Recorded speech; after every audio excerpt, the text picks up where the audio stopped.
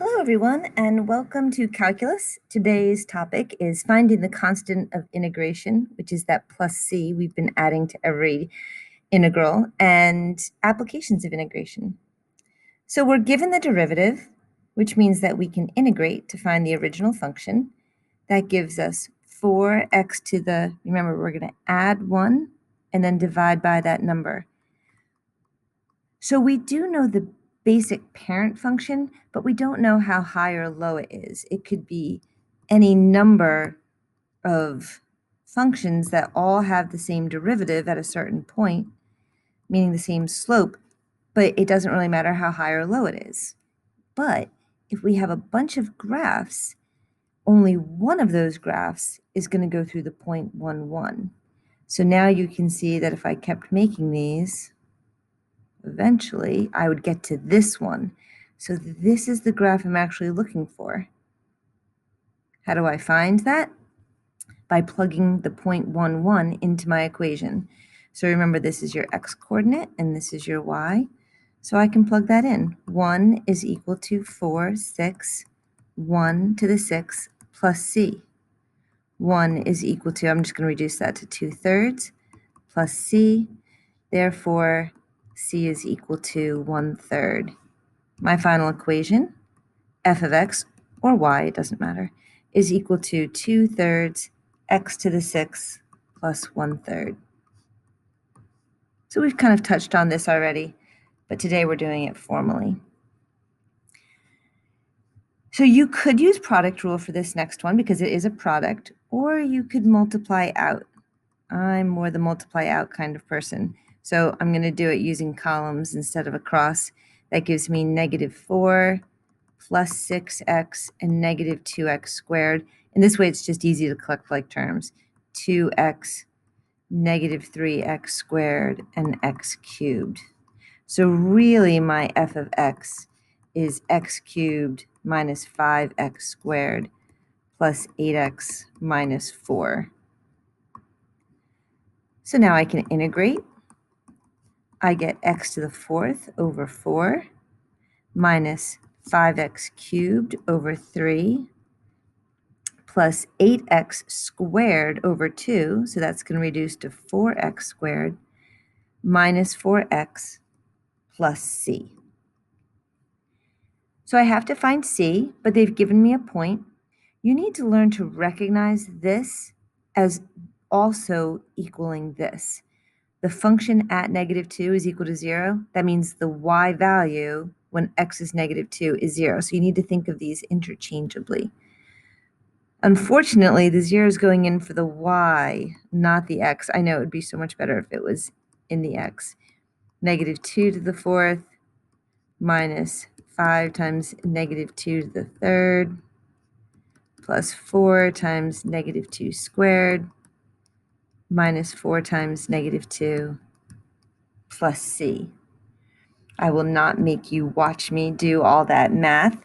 I will tell you that c comes out to be -124 thirds, or you can write it as -41 1/3. So your final answer isn't what c is. The question was find f of x. So like I said, there's lots of different functions that have this derivative, and how are they all related to each other? I know that this is cubic. I'm just drawing any old graph though. They're all related by being the same parent, they just have a different c attached to them. But of all these graphs, only one of them is going through the point -2, 0. And that function is x to the 4th over 4 minus 5x cubed over 3 plus 4x squared minus 4x minus 41 1/3. So the danger, of course, of all these videos is if you had been in school, you would have had a chance to practice this math. Whether you're practicing it by hand, which would be awesome, or putting it into your graphing calculator, either way, you had better make sure that you can do this on your own. So speaking of on your own, this is actually usually the only 2 problems that I teach for this section. Then I usually go on and say, get into your groups and do the entire rest of it. because there's nothing new here. It's really just practice. In fact, most of these problems used to be in homework, but I really, really wanted to make sure they got done. So I started offering class time for it. But now we have the problem of you're going to just want to see them all on video. So I am going to do them for you. But if you would like to screenshot this one page and try them on your own, that is truly how you will learn best. Try them on your own and then only watch the video for the ones that you can't do. Okay, so number 3. So I'm given the derivative. I'm going to integrate. That gives me 9x cubed over 3 minus 4x squared over 2 plus 5x. I'm going to plug my -1 in and my 0 in so that I can find c. 0 is equal to, I'm going to reduce that to 3. 3 times -1 cubed, I'm going to reduce that to 2. 2 times -1 squared plus 5 times -1 plus c. And again, if you're just going to do every one of these problems by letting me do it for you, you probably won't do as well in your quizzes as you would like to. So I really encourage you to work these out on your own. The next one, I am going to have to use U-substitution. You can't just raise any old quantity from the third to the fourth unless there is an exception. So I go to make u x minus 7, and I see that my du is just dx. If du is ever just equal to dx, then you can go ahead and integrate without having to actually do the u substitution. So y is equal to 4 times x minus 7 to the fourth divided by 4 plus c. These cancel. And I'm going to plug in my 10 and my 8 so that I can find c. Y is 10, 8 minus 1 to the fourth plus c. So 10, 8 minus 7. I was already doing the math in my head. 8 minus 7 is going to be 1 to the fourth plus c. So c is equal to 9. My final answer is y is equal to x minus 7 to the fourth plus 9. Number 5. I've been given a second derivative this time. So when I integrate, that's actually going to give me the first derivative. It's just like when we had SVA. This is the original. This is the first derivative. So you could call this f. This is, or sorry, lowercase. This is f of x. This is f prime of x. And then this is f double prime. So if I start at the double prime and I integrate once, I'll just be at the dy dx is equal to 2x minus, now 6x squared over 2 is going to be 3x squared plus c. Now it says that y is equal to 1 and the derivative is 4 when x is 0. So when x is 0, the derivative is 4. I didn't even need the y. So I get c is equal to 4. But now I'm going to do it again so I can get y. So dy dx, I figured out is, I'm just going to reverse it. I like it in descending order. Plus 2x plus 4 from this. Okay. And now when I integrate again, I get y is equal to negative 3x cubed over 3 plus 2x squared over 2 plus 4x plus c. So I have to do it all over again. The c is a different c, so if you want to use a different variable, you can. But most people just stick with c and understand that they've started over. And again, when x is 0, the derivative is 4, and when x is 0, y is equal to 1. So I can plug a 1 in there and a 0 in here. These cancel. This is just negative 0 cubed. These cancel. This is just 0 squared. 4 times 0 plus c, so c is equal to 1. So my final answer is y is equal to, it's right here, but I'm filling in the c now, negative x cubed plus x squared plus 4x plus 1. That's how we find c. So the rest of these are all a mix of word problems, SVA, or just regular graphing problems. And again, the more of these you do on your own, the better off you'll be. This one especially is literally just like what we just did. So if I integrate, that'll bring me up one derivative. So we're at y double prime. Now we're going to be at y prime. So it's 3/8. I think I'm going to put the 3/8 out in front. I think that'll be easier. 3/8. So if you think of this as 3/8 x, then you can make this 3/8 x squared over 2. And then how do we combine those?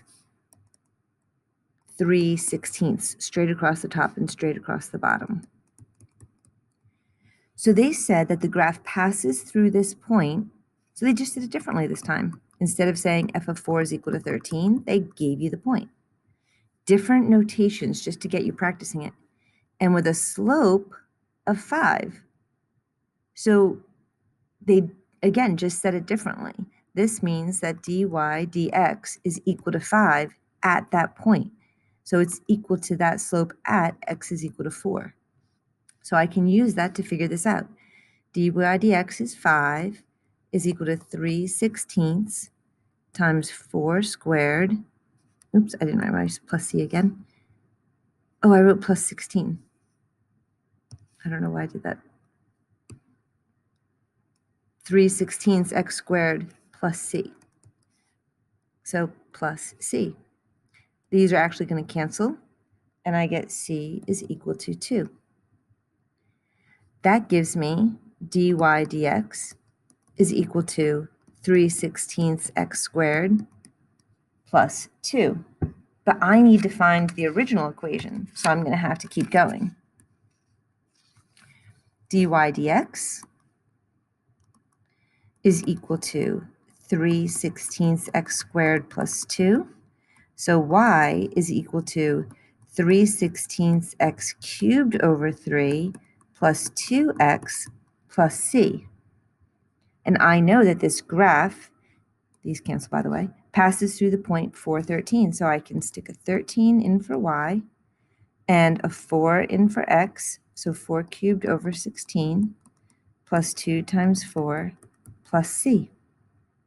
Now 4 cubed is 4 times 4 times 4. So if you cancel those two 4s with the 16, you just end up with 4. 4 plus 8 is 12, so c is equal to 1.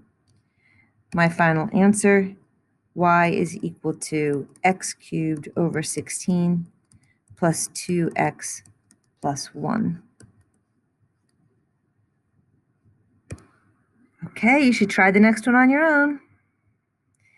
The graph of y is equal to f of x passes through the point 9, 4. Also, the line tangent to the curve at any point, so you've got some kind of curve, and it says that the line tangent always has a slope of 3 square roots of x. What does that mean? That means they gave you the derivative. Y prime is 3 square roots of x, which of course we're going to rewrite as 3x to the 1/2. So again, it's semantics. They've given you they've worded it differently to make sure that you don't fall into a rut of just memorizing how to do a problem. They want to see if you really understand it. I want to see if you really understand it. So if that's my y prime, then y is 3x to the, now you got to add 1, 3/2 divided by 3/2 plus c.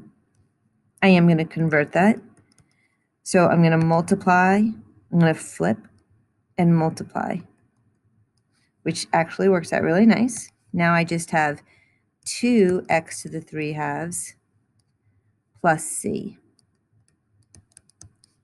I'm going to go ahead and plug in the point that they gave me, the 9, 4. And that gives me 4 is equal to 2 times 9 to the 3 halves. Now, I know you have a calculator, but you could go to a college that doesn't allow one or be taking part of an AP exam that doesn't allow it. So remember, the bottom number means root. So this is the square root of 9, which is 3, and then that means cubed. 3 cubed is 27. 27 times 2 is 54 plus c. So c is equal to negative 50. Y is equal to 2x to the 3 halves minus 50. Okay, you've watched me do 7. Hopefully you're going to stop and try some on your own. Find an equation of the curve passing through the point 0, 1 and having slope 12x plus 1 at any point xy. So again, what did they give you? Having slope 12x plus 1, they gave you the derivative, and they gave you a point. So if the derivative is 12x plus 1, then y must be 12x squared over 2 plus 1x plus c.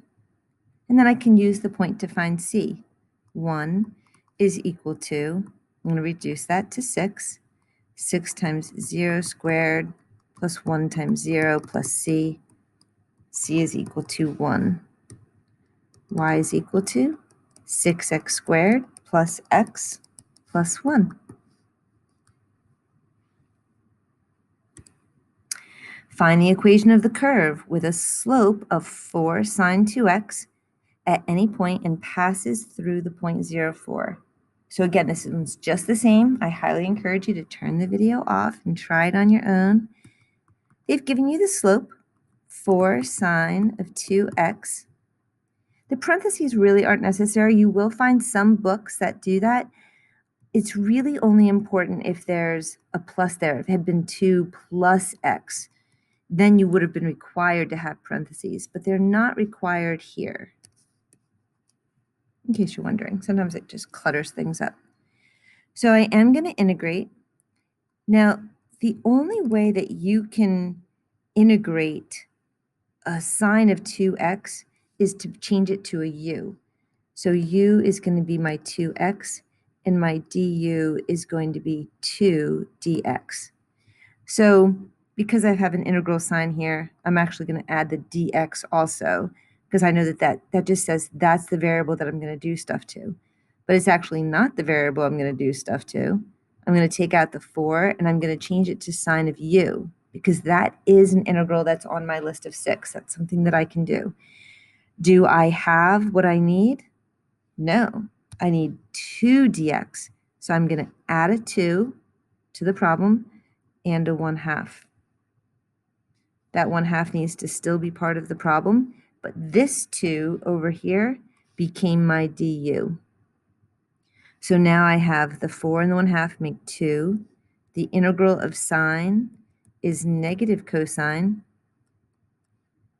and then that becomes negative 2 cosine of 2x plus c. So a little bit of refresher there on trig integration. Y is equal to negative 4, and cosine of 2 times 0. So you do the 2 times the 0 first, which would give you cosine of 0.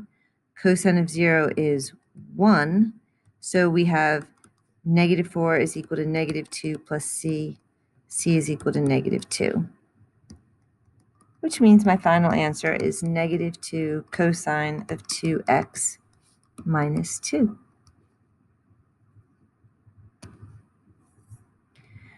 So now we're going to start to do some applications. You should be thinking about SVA as soon as you see, accelerations. This is exactly what we did before, but now we're going to be doing them backwards. So notice that now it's given you the acceleration instead of the distance formula. Acceleration is 5 minus 3t. So how am I going to get up to velocity? I'm going to take the integral. That would give me 5t minus 3t squared over 2 plus c. Now, if you want to, you can think of this c as being the original velocity, because when t is equal to 0, that means the original amount starts at t is equal to 0. So that's another way to think about it. It says its velocity is 7 feet per second at 2 seconds. So they've given you a formula or a point on this velocity equation. When t is equal to 2, the velocity is 7. But this one's only good for velocity. So I'm going to use that to find my c. 7 is equal to 5 times 2 minus 3 times 2 squared over 2 plus c. 7 is equal to 10 minus one of these 2's cancel. 6 plus c, that gives me 4. If I subtract 4 from the other side, c is equal to 3. So I can go back now, and I can change that to a 3. And now I can integrate this one. This gives me 5t squared over 2 minus, and again, I'm going to put that 3 halves out in front and just concentrate on the t. T cubed over 3 plus 3t plus c. So last time I was given something for the velocity so that I could find the c in the velocity equation. So now you need to look and see if they gave you a known position. Maybe at 3 seconds it was at 2, or at 12 seconds it was at 108. So I read through the whole thing, and they didn't. So if this happens to you and you're like, I really don't know, then just do what they ask you to do. Find s of 2 minus s of 1. So according to your equation, s of 2 would be 5 times 2 squared over 2 minus these 3's cancel, 2 cubed over 2 plus 3 times 2 plus c. That's s of 2. S of 1 would be 5 times 1 squared over 2. And then, not 2 anymore, 1 cubed over 2 plus 3 times 1 plus c. Do you see yet why they didn't have to give you c? You didn't have to figure it out, because when you distribute this negative, this is going to be minus 5 halves plus 1 half minus 3 and minus c, which is going to cancel out with this plus c over there. So the c's didn't even matter. 6, this becomes just 4, this and this cancel, this becomes 10. So let's see, what do we have here? 16 minus 4 is 12. I have a minus 3, and this is going to be minus 2, which is 7. Whew. And what are we in? Find the distance. So make sure you add your units. Feet. That was a pretty hard one. Probably if you tried it on your own, you ended up having to watch the video, but I hope you get it now. A motorist applies the brakes on a car moving at 45 miles per hour on a straight road, and the brakes cause a constant deceleration of 22 feet per second squared. So right away, I'm always looking at these and trying to make my SVA. And which of the 3 did they give us? They gave us the acceleration. They called it a deceleration, so it's negative 22 feet per second squared. So if I integrate that, I get negative 22t plus c. Did they give us a velocity at any moment in time? They did. They told us that it was moving at 45 miles an hour when it started to brake. So this is a little bit tricky, but if we're going to be talking about the car stopping, the car is moving, and then he slows down until he's stopped. But this is going to represent our t is equal to 0, and this is going to be what we're trying to find. So this is like the start of the problem, and at that moment, his velocity was 45 miles per hour. Now, just to be extra tricky, this problem mixed miles per hour with feet per second, which we can't have, so you do need to do a little conversion off to the side.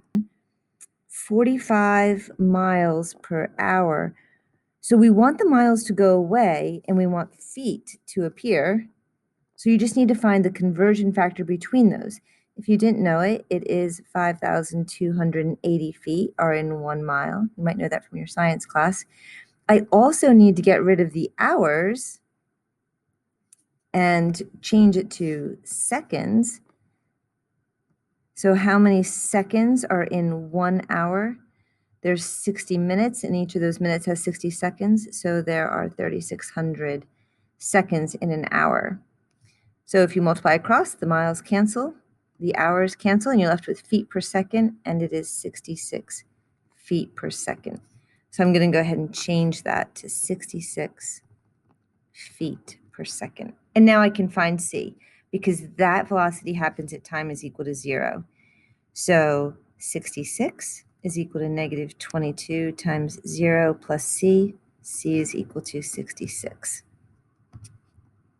That allows me to do the next step, which is negative 11t squared, because the 22 divided by the 2 will make 11, plus 66t plus c. So now I'm trying to find a new c. But again, you have to ask yourself, what do I know? And this one's really hard for kids to see. And that is that at time is equal to 0, that is the start of the problem. So it's not that the car hasn't gone anywhere. It's just that that's where we're talking about, because they want to know how many feet the car will have traveled after the brakes were applied. So we're starting the problem at that moment in time.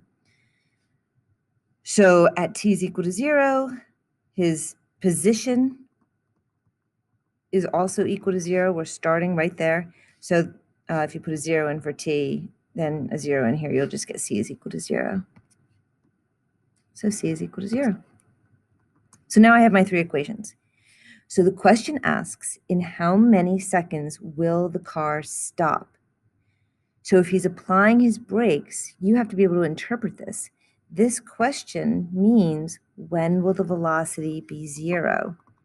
It's got a velocity of 66 feet per second squared, or per second, and we want it to be 0. So we're going to set the velocity equal to 0. It's all about, do you understand what they're asking for? 22t is equal to 66, t is equal to 3 seconds. And then, how many feet will the car have traveled? So you're going to use your S equation after the time that the brakes were applied. So you want to know where it is at 3 seconds. This is where it is at 3 seconds compared to where it was at the start. But we already agreed that we were just starting at our make pretend 0, that we could measure that. So S of 3 is negative 11 times 3 squared plus 66 times 3, which comes out to be 99 feet. And those are my 2 answers. It'll take 3 seconds for it to stop, and in that time, it'll go 99 feet. Number 12, a car is slowing down at a rate of 0.8 feet per second squared. How far will the car move before it stops if its speed was initially 15 miles per hour? This is literally the exact same question. Like I said, I'm doing homework problems for you. These used to be homework problems, and I gave them class time to do it. So now I can feel a little compelled to put them in as a video. But you should really be able to do this one on your own. SVA. So they give you the acceleration, which is 0.8 feet per second squared. In order to get the velocity, we're going to integrate that. 0.8 t plus c. C means you would need to know at some point, anytime t, do you know the velocity? Well, they told you that the speed was initially, that's your clue, t is equal to 0, 15 miles per hour. So here's your next chance to convert 15 miles per hour. Again, there are 5,280 feet in 1 mile. That's your conversion factor. And in 1 hour, there are 3,600 seconds. So we can convert that. If you multiply across, the miles cancel and the hours cancel, and you get 22 feet per second. So I'm going to use that to find this c. The velocity is 22 feet per second when t is equal to 0. So c must be 22. So I'm going to cross that out, and I'm going to change it to a 22. That allows me to do the next one, integrate again, and it'll give me the distance equation. So hopefully you can follow that little step I did in my head. It was t squared divided by 2. 0.8 divided by 2 is 0.4, plus 22t plus c. Again, do I know any point at which it had its distance? The key is that at time is equal to 0, the distance is equal to 0. Like we're starting at some point. So there's our t is equal to 0, and we want to see how long the car takes to stop. So we're going to measure that distance, and this is just a random starting spot. So this is 0, so I can get rid of that. How far will the car move before it stops? Remember, when the car stops, its velocity is equal to 0. This is all about understanding the problem. Understanding meaning the words of the problem. So that didn't work. I'm going to get a negative t. All right, so this is good. I'm not going to redo my little video here. I'm going to show you that when this happens to you, you can't just fudge the answer. You have to sit there and say, where did I go wrong? The car is slowing down. So instead of using the word decelerate, which really helped me to think about the negative, it just said slowing down and I missed it. So this is negative, which means this is negative, which didn't affect my c over here. That negative was being multiplied by 0, but it definitely affects it here. So errors are good. Errors help you see that somewhere when things don't line up, it helps you find the error. And my t is equal to 27.5 seconds if you divide both sides by negative 0.8. So that was the answer to the first part. No. Oh, it doesn't ask for how long it takes. Well, that's how long it takes. I needed to know that in order that I could do s of 27.5. That's a lot of seconds. So if it's slowing down, so this clearly isn't slamming on the brakes, 27 seconds. So maybe they see a light up ahead and they're slowing down, or maybe they slow down because they see an accident and they are coming to a stop. But either way, 27.5 seconds, and then I can plug that into here to figure out how long it takes for it to stop. 27.5 squared plus 22 times 27.5, and remember our c was 0. This comes out to be 302.5 feet. That's how long it takes, or how far it moves, rather. How far it moves before it stops. The main thing I really want you guys to be learning during this section is that all this calculus really isn't specified in this word problem. You have to be able to interpret that. A ball is thrown downward from a height of 512 feet with a velocity of negative 64 feet per second. Given that the force of acceleration due to gravity is negative 32 feet per second squared, how long will it take for the ball to reach the ground? And what is its velocity when it hits the ground? Now be careful. Sometimes people will say, oh, the velocity is 0. It stopped. Well, but when it hit, it had a very, very fast and very negative velocity. So it's coming down.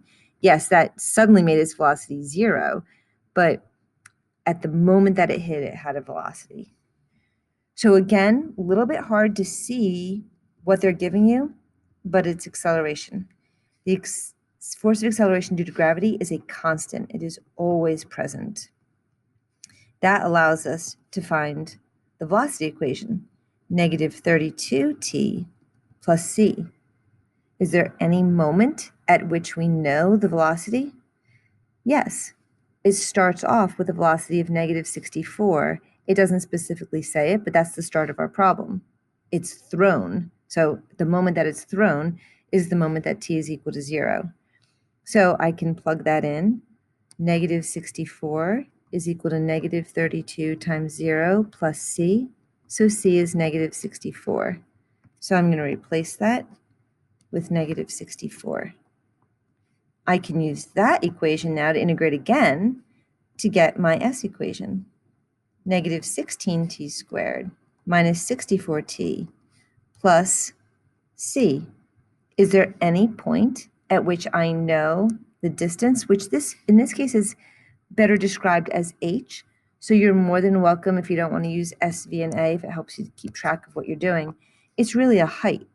Is there any point at which you know the height? Yes, it's thrown downward from a height of 512. So that means at t is equal to 0, the height is 512. And I'm going to use that to find c. 512 is equal to negative 16 times 0 squared minus 64 times 0 plus c. So my c is 512. Now that I have my three equations, now I look to answer the question. How long will it take the ball to reach the ground?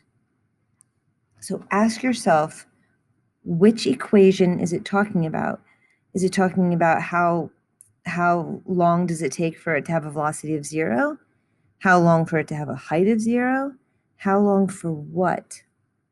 So the correct answer, how long will it take for the ball to reach the ground? You're talking about reaching the ground. That's its height. So they really want to know, when is the height equal to 0? So 0 is equal to negative 16t squared minus 64t plus 512. All right, back to some algebra 2 here. I see a t squared in my equation. What do? I set it equal to 0, and I factor. So to factor this, my first step would be to see if I can take that 16 out. So 16 does go into 64, and it also goes into 512. So let's take out that negative 16. Now I have t squared plus, because I took out the negative, plus 4t minus 32. Always factor. You could use quadratic formula. You'll still be working when I'm done, but that's okay. So this is a plus, just a little hard to see there. So I'm going to do a plus 8 and a minus 4. So my two answers are either, to make this 0, t would have to be negative 8. The negative 16 is not going to make it 0. Or if t were 4, those are the two times. So you might be wondering, how is that possible? Because at negative 8 and then at positive 4, so the parabola looks something like this. You're just only seeing this point right here. You're seeing it being thrown downward. And in the beginning, it has a velocity, but see how the velocity keeps getting steeper and steeper? But this is my S graph. So how long does it take for it to reach the ground? 4 seconds. Obviously, the negative one is incorrect, but the word problem doesn't, the equation doesn't know you're doing a word problem. And then the next part, what is the velocity of the ball when it hits the ground? So that pretty much is saying, what is the velocity at 4? Again, interpretation of the question is everything. Negative 32 times 4 minus 64. The velocity at 4 is equal to negative 192. Always think about whether or not that makes sense to you. So it started off with a velocity of negative 64. So here's the negative 64 up here, but then gravity keeps working on it with another negative force, so that by the time it hits, it's going negative 192. That definitely makes sense.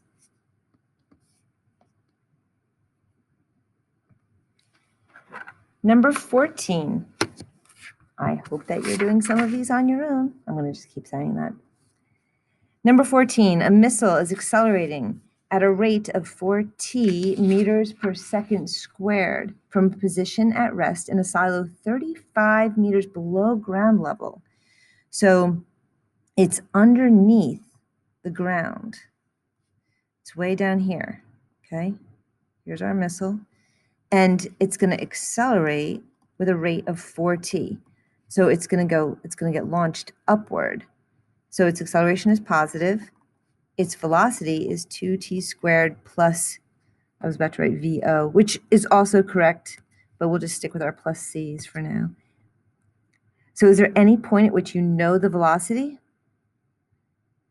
Let's see, a missile is accelerating from a position, at rest. So it started off with a velocity of 0. It's like a puzzle, you have to find everything. So the velocity at the start is 0.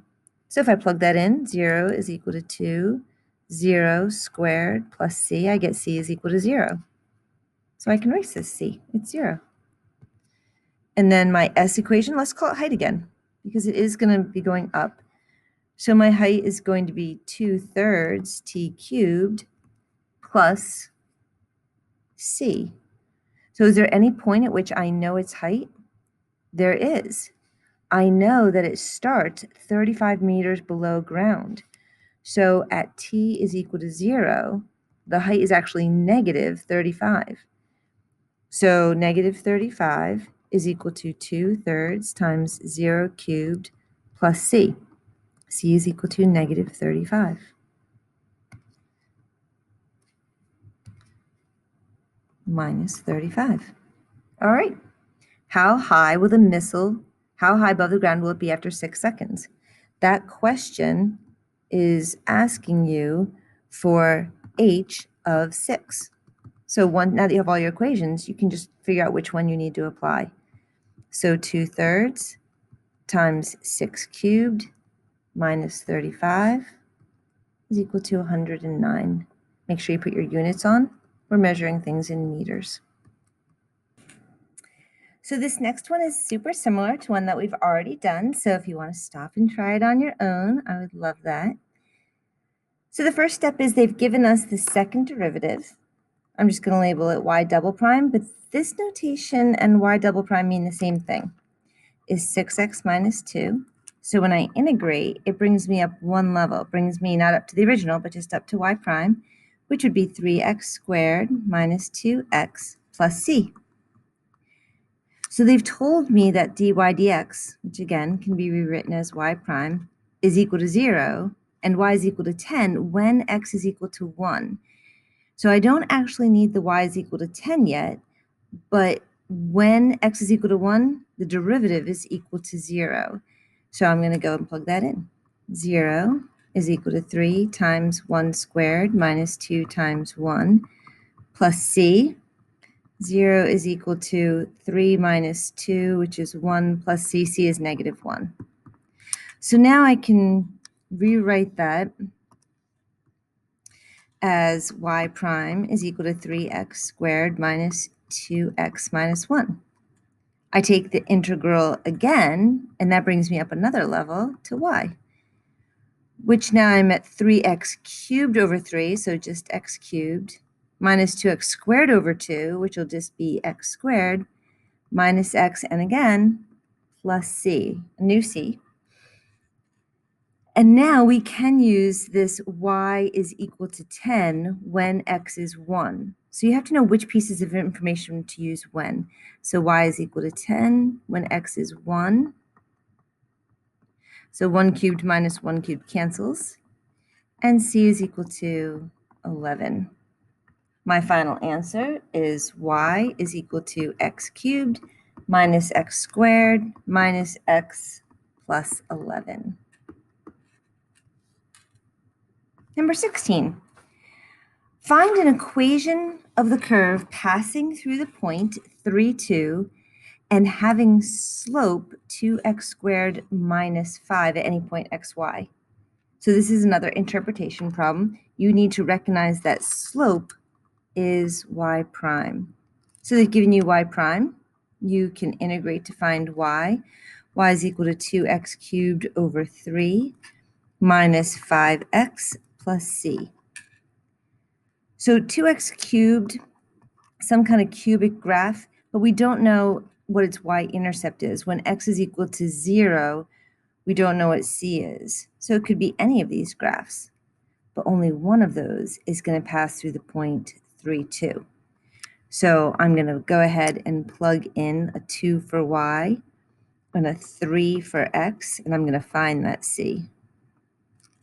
Remember, this is just a sketch. It's not necessarily this graph. 5 times 3 plus c. 2 is equal to 18 minus 15 plus c. That's 3. C is equal to -1. Y is equal to 2/3 x cubed minus 5x minus 1. I hope these are getting a little easier for you. Find the equation of a curve such that y double prime is always equal to -2. So always means there's not a variable. It's a constant of 2. And at the point 2, 6, so this is another way of saying when x is equal to 2, y is equal to 6, and the slope is 10, and y prime is equal to 10.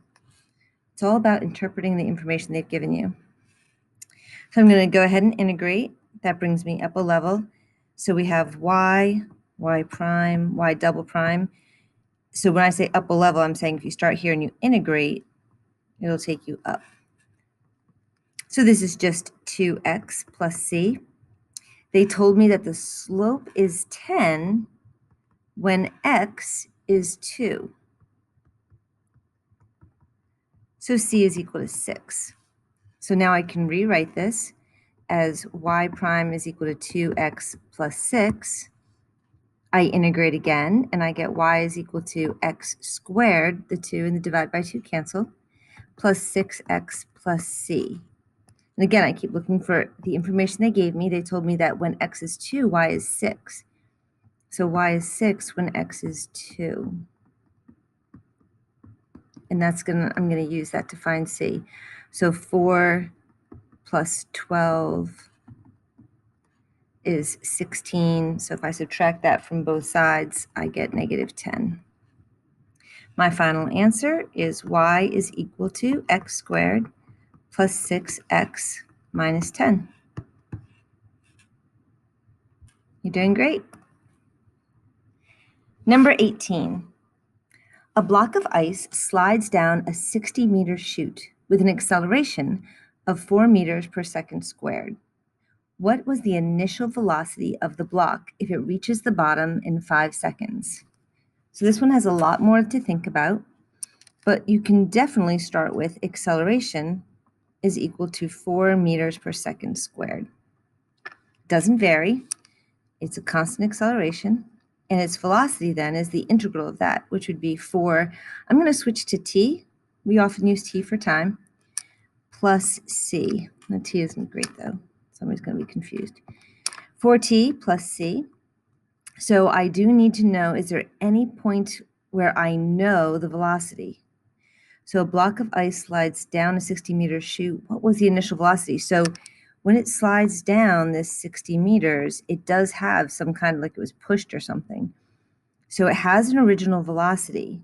So at t is equal to 0, the velocity is equal to, we'll just call it VO. So I'm going to replace c with VO, but I don't know anything else to get that. So at t is equal to 0, the velocity is whatever the original velocity is. But let's go ahead and integrate again. So the distance that the block travels is 4t squared over 2, so 2t squared, plus its original velocity, this was a constant, now it's going to be times t, plus c. So the question is, do we know how to get this c? Well, it says that it slides down a 60-meter chute. So at t is equal to 0, it hasn't gone anywhere yet. So at t is equal to 0, I can say that s is equal to 0. But then when it reaches the bottom, the 60 seconds, or the 60 meters, after 5 seconds, it says it reaches the bottom in 5 seconds. So at 5 seconds, it's gone 60 meters. We actually have 2 points. That's fantastic because we have 2 unknowns. So you're about to solve a system of equations.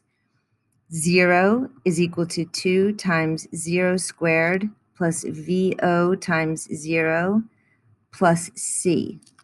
So c is equal to 0. That I can use now in my second equation. 60 is equal to 2 times 5 squared plus VO times 5, and unfortunately, plus 0, now that I've figured out what C is. So whenever you have two unknowns, you need two equations. This is the first one like this.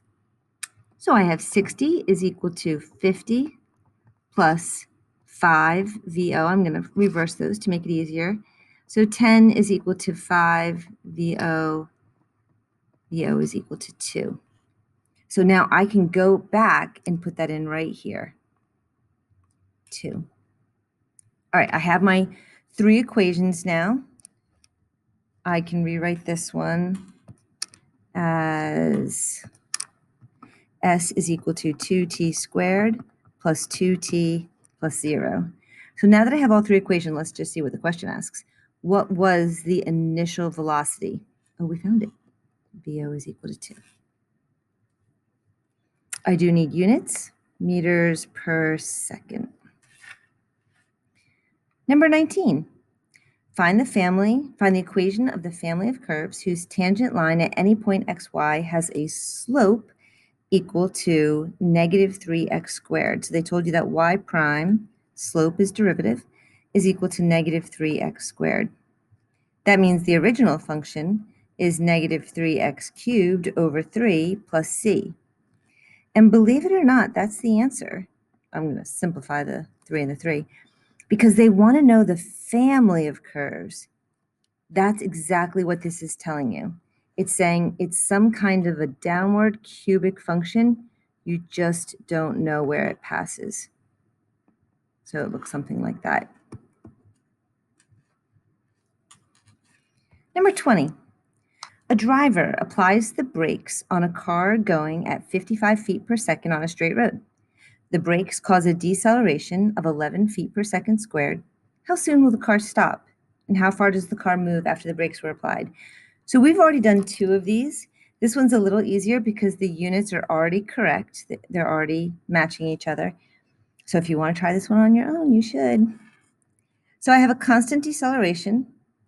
So I'm going to write my SVA. My A is constant and it is a deceleration, so it's a negative 11 feet per second squared. The velocity then is negative 11t plus c. So at any point, do I know the velocity? I do. I know that at the start of this problem, at the start, when t is equal to 0, the velocity is equal to 55. So I can plug that in there to find c. 55 is equal to negative 11 times 0 plus c. c is equal to 55. In case you haven't quite caught on yet, this is always going to be the original velocity at the end, because whenever t is 0, that's always going to give you VO. And now I can integrate again, negative 11 over 2, t squared, plus 55t plus c. How do I find this c? Well, I need to know at least one point. Well, the point that I know is when it starts, that's also just saying distance is equal to 0. So when I plug a 0 in for s, and I plug a 0 in for t, I'm going to get c is equal to 0.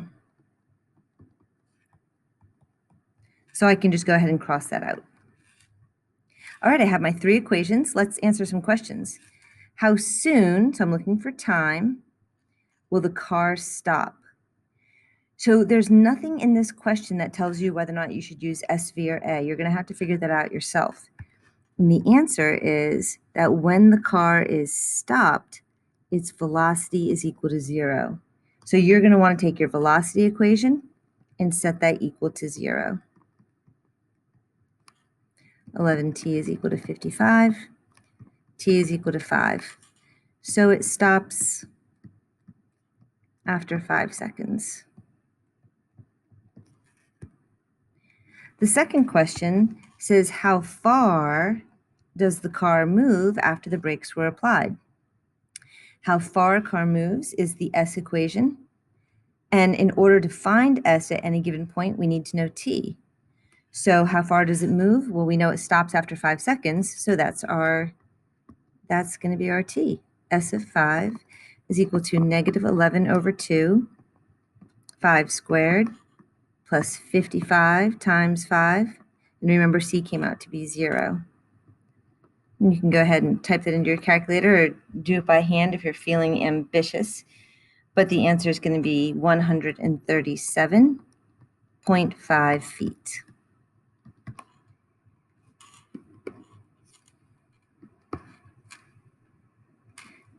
Number 21. Find the equation of the curve passing through the point 918. So again, this says that when x is equal to 9, y is equal to 18. Given that the slope of the tangent line, y prime, remember that's what a derivative is after all this time, make sure you still know it, that there's technically a line tangent to the curve at any point.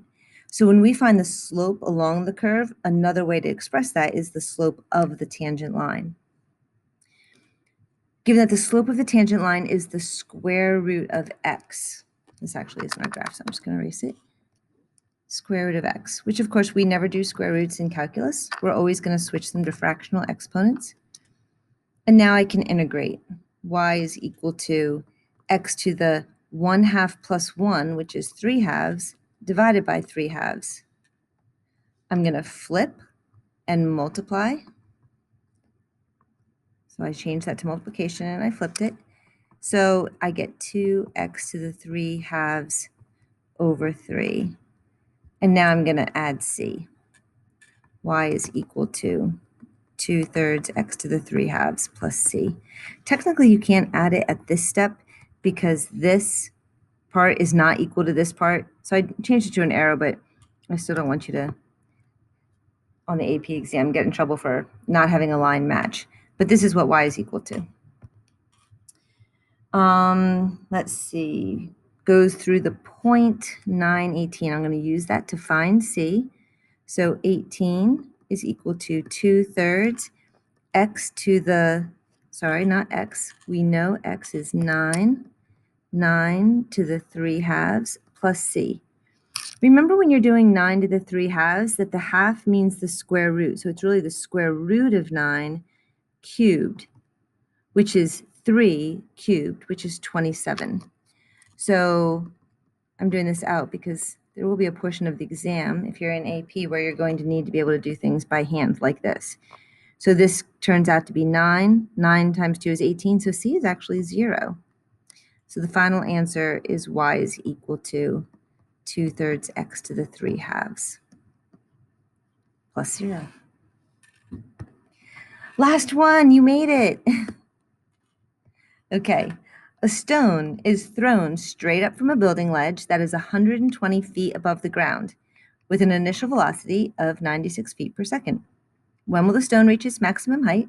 What will the maximum height be? When will the stone hit the ground? And with what speed will it hit the ground?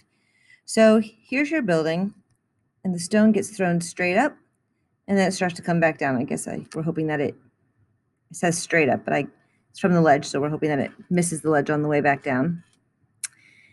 So let's see, what do we know? We know its initial velocity, and we know its height. But the important thing to know that I did not tell you in this one, that I did in the last time we did this, is that the only force on it is acceleration. That is a constant force of negative 32 feet per second squared. You do have to know that. So then the velocity would be negative 32t plus c. Now at this point, you can probably do this in your head, that if t is equal to 0, initial velocity means t is equal to 0. So when t is equal to 0, the velocity is 96. So c is equal to 96. I'm going to integrate again. I like to just have all three of my equations plus 96t plus c again. Do I know any point for s? I do. I know that it starts off at 120 feet above the ground. So again, at t is equal to 0, it's 120 feet. So 120 is equal to negative 16, 0 squared, plus 96 times 0, plus c. c is equal to 120. And I realize that at this point, hopefully you're getting the hang of that and can kind of just do that in your head. All right, I have my 3 equations. Let's answer some questions. Question number 1. When will the stone reach its maximum height? So I'm trying to find this t when it reaches the maximum height, but I don't know the maximum height. So I don't know either one of them. So you have to sometimes ask yourself another question. Well, what will the maximum height be? When it reaches its maximum height, what is its velocity? It goes up. It starts off with a velocity of 96. That's positive, but acceleration is working against it. And so eventually it slows down until the velocity is 0. So even though this question was listed first, you can't actually answer it. What you can answer is what will the maximum height be? So the maximum height will always happen when the velocity is 0, and then after that it'll start to come back down. So 0 is equal to negative 32t plus 96. 32t is equal to 96, t is equal to 3.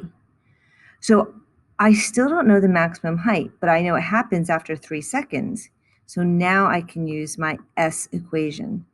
S of 3 is equal to negative 16 times 3 squared plus 96 times 3 plus 120. S of 3 is equal to 264 feet. So these 2 questions were not answered the way you might have thought they would, where you use the S equation, even though it says, when will the stone reach its maximum height? It seemed like you wanted the height equation, but we didn't, did we? We used the velocity equation because that's a way to tell when something will reach its maximum height.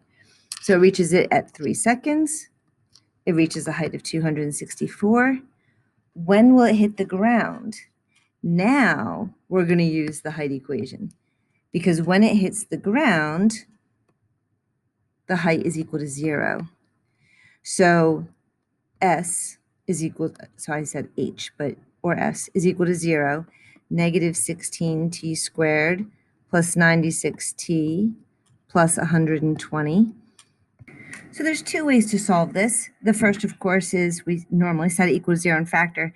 But if you look at those numbers and think, I don't think I'm going to be able to factor it easily, you can use the quadratic formula. The quadratic formula will lead you to 2 answers, which is negative 1.062 and positive 7.062. And of course, you can see why there's a negative answer if you were to graph this, because it starts at 96. If you were to make a graph of its height over time, it goes up, and then at 3 seconds, it starts to come back down again. But the other place where it would have been 0 would have been negative time, which doesn't exist. So it happens, it hits the ground at 7.062 seconds. And then, of course, with what speed will it hit the ground? You want to plug that into your velocity equation.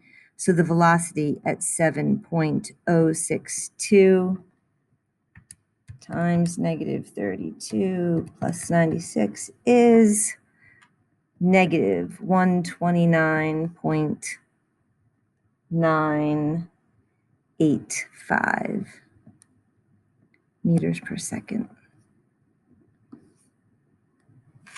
All right, you did it. Applications of derivatives, done. Have a great day.